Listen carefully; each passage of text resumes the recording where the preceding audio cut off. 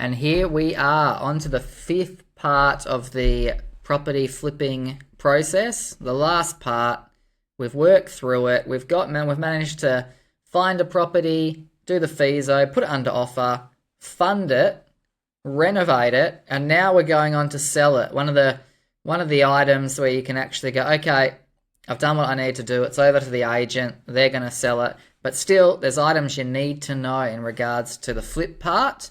And we need to be able to know, and a property flipper needs to be able to know how to select the right agent and the right staging company to ensure that renovated product looks the best, but also has the best marketer and negotiator for the job. The three parts of the flip portion of the property flipping process include the real estate agent. Now, a property flipper knows that they will need to select a real estate agent who will act on their behalf to complete the property sale to get the best price. The agent needs to be someone who ensures that they're delivering and they're focusing only on the highest sale price. Properties tend to sell for three ways: under market value, at market value, or at emotional value. And when we are putting all this work into the renovation, combining it with staging, we want to be chasing emotional value, especially when we're doing a full renovation. Now, we then need to combine that with the best agent for the job. And the agent needs to have great skills in preparing the property in regards to sale advice. So I'd always be speaking to an agent in regards to what I'm looking at doing in that area and what their advice is based off them speaking to buyers, what their pricing strategy is going to be, and how they don't limit your sale price. Because just because you've done a FISO and your final sale price is $650,000, but what happens if there's someone willing to pay $700,000? You don't want them to use a strategy that's going to limit you and the cream on top that you can receive. Great at marketing, and then great at negotiations. They don't just take offers and write them up. They're negotiating with buyers to get the maximum budget that buyer has for that property. Now, I always believe that the agent should be looking to achieve a flipper a suburb record price for that area and not just another sale, for two reasons. One, the property flipper is a transactional person. They're going to have more than one, and they're probably wanting to find an agent who delivers them the best possible price. The agent then can go market off that record sale and try and get more listings. But thirdly, it's really important that that agent is going to be someone who shows that they just keep going. They just keep going and pulling more and more money out of people. And that's the kind of person you want to work with. It's not about the local agent. I hear a lot of property flippers say to me, I picked the local agent. Well, why would you do that? The local agent potentially knows market value. They know where they're going to be able to sell it quickly, and they're going to try and push it to that price. I'd be getting a young up-and-coming agent, someone who wants to prove themselves, or someone that has proven themselves into just all they do is aim for the highest possible price they can and get that person to come and represent me. From an agent, I mean, that's what I'd be looking for. So once we've chosen the agent, we're also looking at choosing the staging and styling company. So we're making sure that we're professional in our business, and we know that if we put staging and styling furniture in to a property to make it show buyers what it can look like before they move in, we know if we invest $3,500 into that, say a 3-bedroom to get it staged and styled, we're potentially going to get up to 10 times return on that property because we've made the property with renovation and combination of staging that makes us find the emotional buyer, someone who is going to fall in love with the property and pay over and above market value. And that's what we're looking for through giving it a homely feel and ensuring people that just walk in understand what it can be.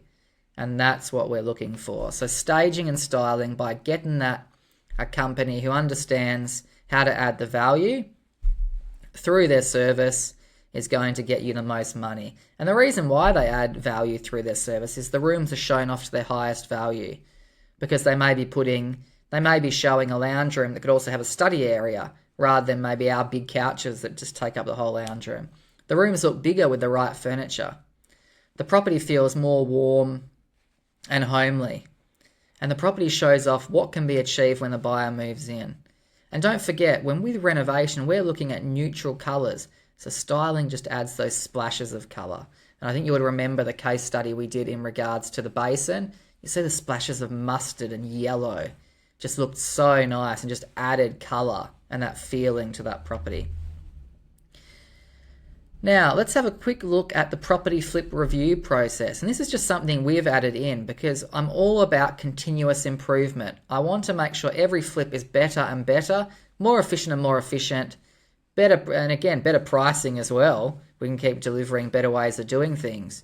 So the only way to do that is to make sure that every week over the process of the flip, and then at the end, we're just writing things down to say what went well, what went badly, what could be improved, and what you could remove for next time. These key learnings allow us to be taken from that property deal and tweaked and moved from project to project. So work with your coach each week to ensure you consider the items that have gone well or need improvement for next time and what could be adjusted. What could you do better and how could you do it? It's all about continuous improvement.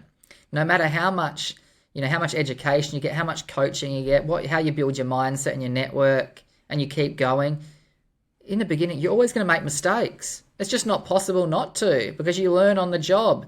But if you can make sure that you make that once and then never make it again through continuous improvement, that is where you want to be. And that's why we have this at the end, because we want to consider this throughout the process and at the end. And here's just a quick case study. This was a property we were actually living in as our primary place of residence in Officer in Melbourne, about 45 minutes out of the CBD. It's one of the southeast growth corridors. And when we purchased this property, there was a lot of objections. We could hear a lot of buyers objecting about things.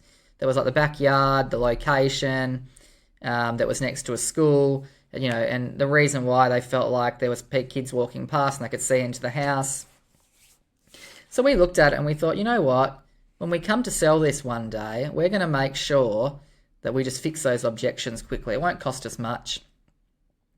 Now, we got the agent back in because we were going to stay here for a couple of years. We only ended up staying here 18 months, and the agent said basically based off the market, they didn't think we would achieve any more than what we purchased the property for.